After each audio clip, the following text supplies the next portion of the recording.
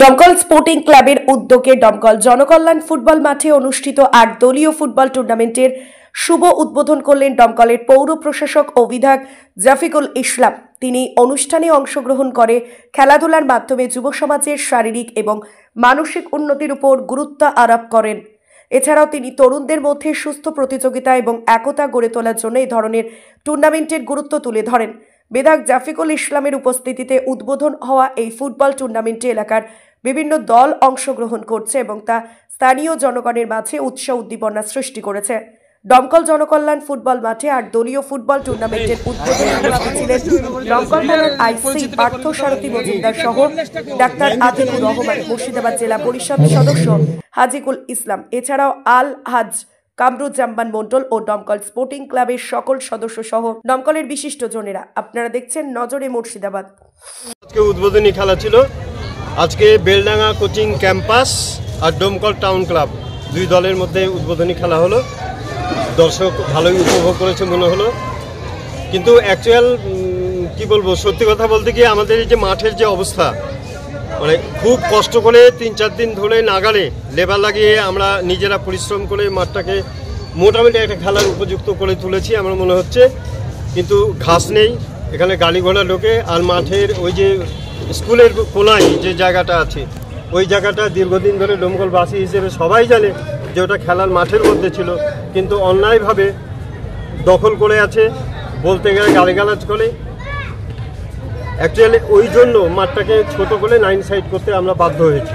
Actually এই মাঠে দীর্ঘদিন থেকে, সম্ভবত 1971 সাল থেকে এই মাঠে বড় বড় টুর্নামেন্ট হয়েছে। এখানে কারা আসেনি খেলতে, আহমেদ সাহেব থেকে শুরু করে বড় বড় ফুটবলার এই মাঠে খেলে গিয়েছে। কিন্তু এখন পরিস্থিতি এইরকম, মাঠটা কোনো রকমে ঠিক করে আবার চালু করেছি আমরা। প্রশাসনের কাছে আমরা আপনাদের মাধ্যমে একটু বার্তা দিতে চাই যে মাঠটা যাতে কী বলবো, বেদখল মানে জোর দখল মুক্ত বা জবরদখল মুক্ত করে মাঠটা জনগণের স্বার্থে, দমকলবাসীর স্বার্থে এই মাঠটা যেন আবার পূর্বের অবস্থায় ফিরে আসে। আজকে ছিল বেলডাঙ্গা কোচিং ক্যাম্পাস আর দমকল টাউন ক্লাব। কোন দল জয় হয়েছে? বেলডাঙ্গা কোচিং ক্যাম্পাস হলো 4 গোলে জিতেছে, 4-0। খেলা বেশ উপভোগ্য হয়েছে। খেলার ফাইনাল কবে আছে?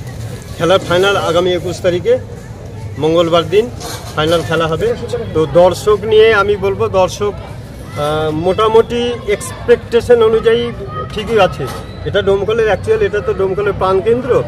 এই মাঠে যা কিছুই করা হয় প্রচুর লোকজন হয়।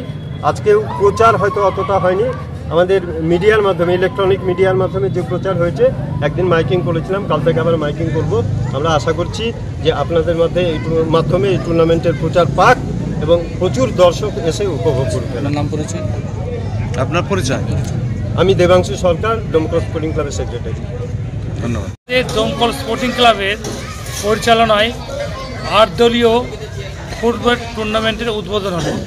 আজকে আমাদের টুর্নামেন্টের উদ্বোধক হিসাবে আমাদের চেয়ারম্যান, আমাদের এমএলএ জাফিকুল ইসলাম মহাশয় উপস্থিত ছিলেন এবং দমকল থানার আইসি উপস্থিত ছিলেন, আরও অনেক বিশিষ্টজনেরা উপস্থিত ছিলেন। তার মধ্য দিয়ে আমাদের এই উদ্বোধন হলো। আমরা আগামী দিনে যে খেলাগুলো বাকি আছে, আপনারা মাঠে সবাই আসবেন, খেলা উপভোগ করবেন এবং আমাদের এই কোনো পয়সা বা টিকিট আমরা ব্যবস্থা করিনি, টিকিট হবে না। আপনারা আসুন, বিনা পয়সায় খেলা দেখুন এবং অনুভব করুন এবং আগামী দিনে যারা খেলতে আসবে তাদেরকে উৎসাহ যোগান। এই বলে আমি বক্তব্য শেষ করছি।